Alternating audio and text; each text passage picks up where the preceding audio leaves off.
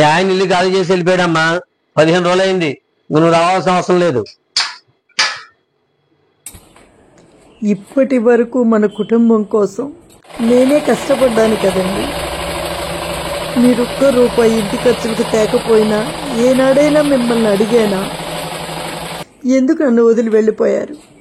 పోయింది కాలే కదండి, నేను కాదుగా. ఇదే పరిస్థితుల్లో మీరుంటే నేను మిమ్మల్ని వదిలి వెళ్ళగలనా? ఇందులో నా తప్పేముందండి? ఆలోచించండి. భార్య భర్తకు, భర్త భార్యకు భరోసా. భార్యాభర్తల సంబంధంలోని విలువలను నాశనం చేయొద్దు.